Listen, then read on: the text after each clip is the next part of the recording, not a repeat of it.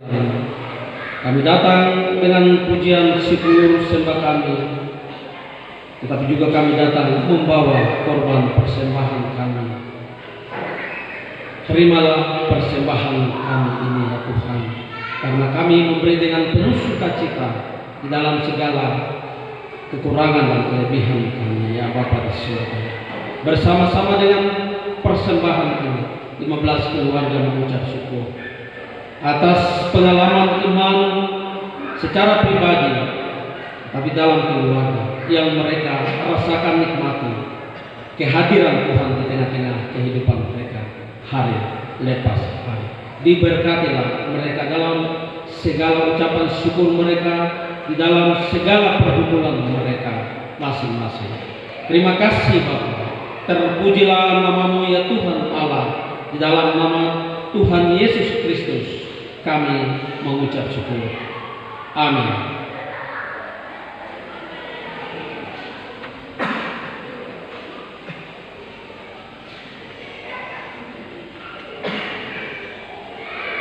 Bapak Ibu yang dikasihi dan diberkati oleh Tuhan, mari kita melihat kepada bagian pembacaan yang telah kita baca bersama-sama di dalam Lukas pasal 2 ayat 1 sampai dengan ayat yang ke-7.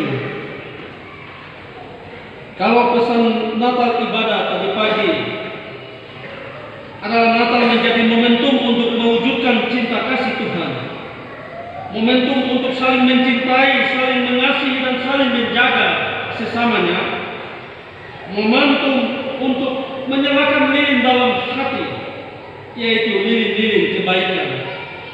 Maka malam hari ini dalam perayaan ini saya mengajak Bapak Ibu untuk mengintrospeksi diri, untuk melihat apakah ada tempat untuk cinta kasih Kristus, apakah masih ada tempat untuk menyalakan lilin dalam hati, yaitu lilin-lilin kebaikan.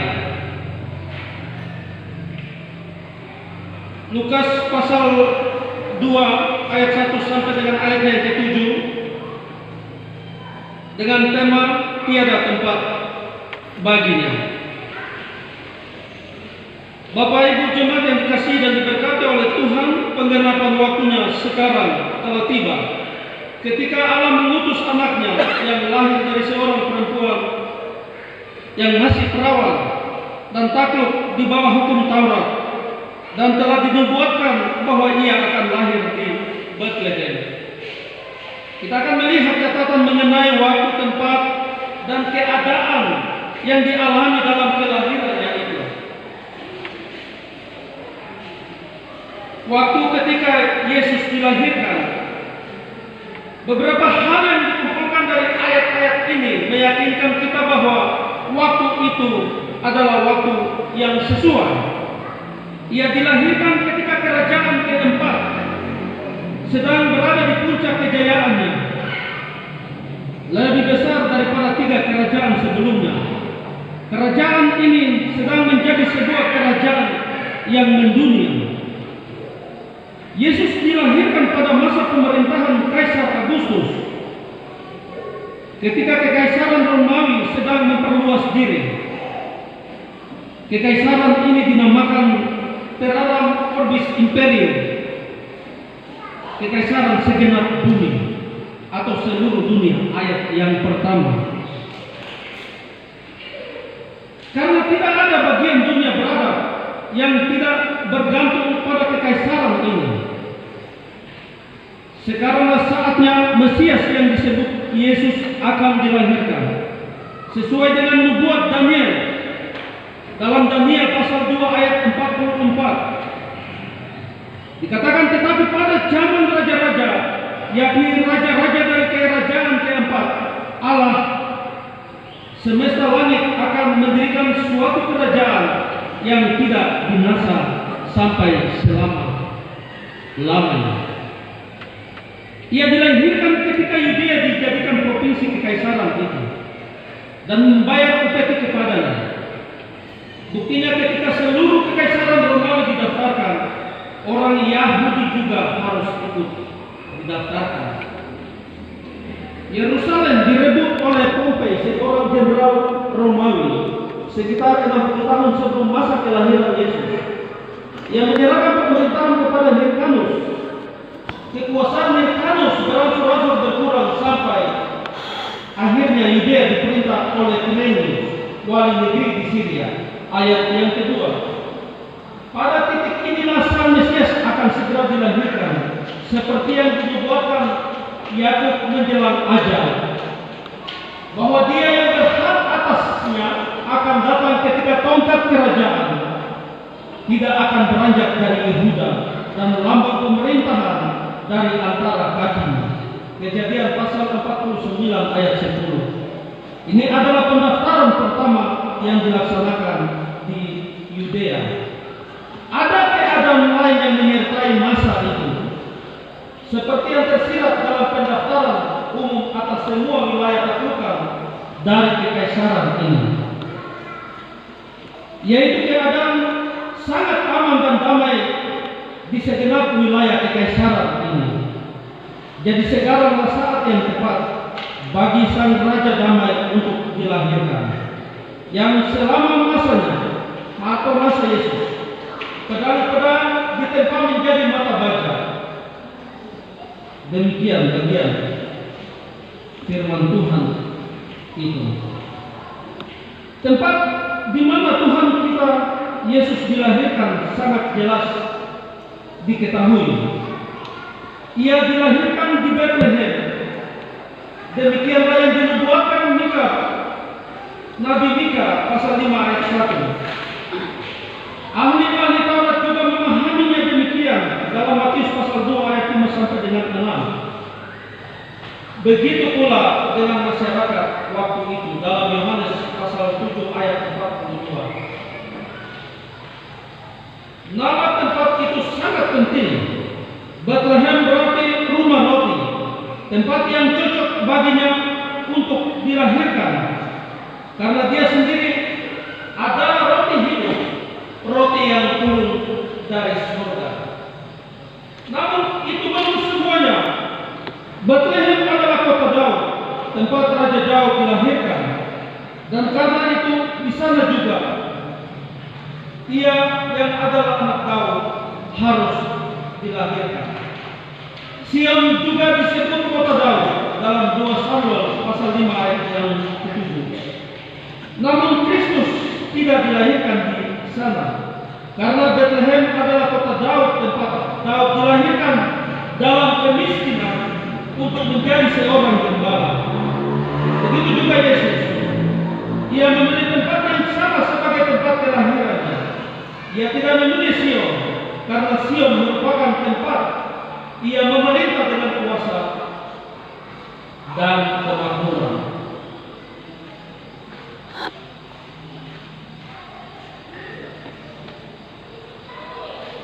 Yang menjadi pertanda bagi gereja Kristus, yaitu Gunung Sion itu.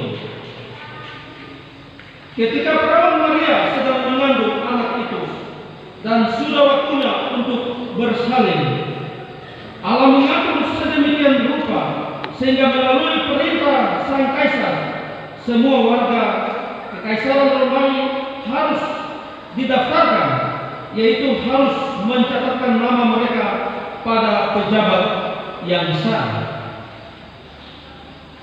Tujuannya yaitu pertama, supaya membuat pengakuan kepada kekaisaran Romawi bahwa mereka adalah bangsa taklukan.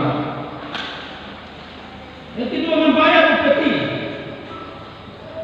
atau dikenakan pajak sebagai bukti kesetiaan bahwa mereka adalah orang-orang taklukan yang terdaftar. Menurut perintah itu, orang-orang Yahudi yang dengan sangat teliti membedakan suku dan keluarga, mereka diharuskan mengingat-ingat dengan baik suku dan keluarga mereka apa yang dirancang Kaisar Agustus itu, mungkin untuk memuaskan keangkuhannya bahwa ia mengetahui jumlah rakyatnya, atau ia melakukannya dengan tujuan politis serta pemerintahannya. Pemerintahannya yang nampak menakjubkan. Namun Allah memiliki tujuan lain dalam hal ini. Seluruh dunia disibukkan dengan pendaftaran ini, termasuk Yusuf dan Maria. Pendaftaran ini mengharuskan mereka berangkat dari kota Nazaret di Galilea menuju Bethlehem di Yudea, karena mereka berasal dari keluarga dan keturunan Daud. Ayat 4 sampai dengan ayat yang kelima. Jarak antara Nazaret ke Bethlehem sekitar 100 lebih kilometer, membutuhkan perjalanan sekitar 2-3 hari, bahkan lebih. Dari Yerusalem ke Bethlehem saja sudah 9 kilometer arah selatan dari Yerusalem. Bapak Ibu jemaat yang dikasihi dan diberkati oleh Tuhan, saya membayangkan Ibu Yesus dalam keadaan hamil tua melakukan perjalanan sejauh itu untuk bersalin, suatu pengorbanan yang luar biasa dari seorang ibu. Melalui peristiwa ini Ibu Yesus dibawa ke Bethlehem dalam keadaan hamil tua untuk melahirkan di sana sesuai dengan yang telah dinubuatkan. Sementara dia sendiri telah berencana untuk melahirkan di Nazaret. Lihatlah bagaimana manusia merencanakan dan Allah yang menentukan. Melalui peristiwa ini menjadi jelas bahwa Yesus Kristus adalah keturunan Daud.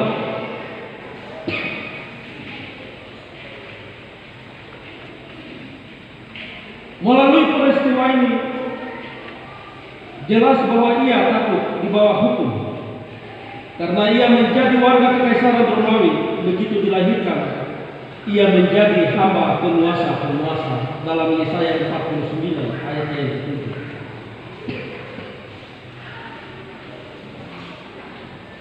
Tiadanya menyertai kelahirannya. Tiadanya menyertai kelahirannya begitu rendah.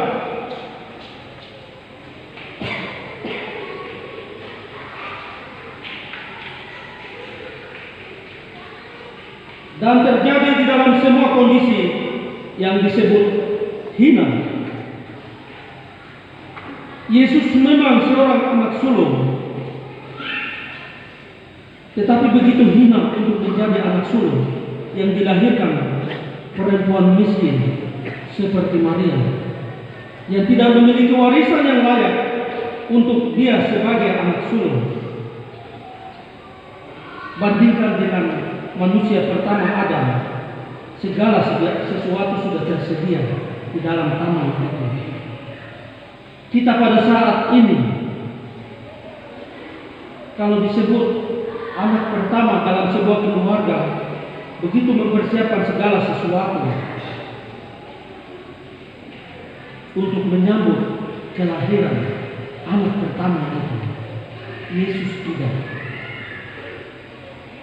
Ia mengalami keadaan rendah dan hina yang khusus bagi dirinya. Pertama, ia dilahirkan di rumah penginapan. Rumah penginapan adalah tempat istirahat bagi orang-orang yang sedang melakukan perjalanan.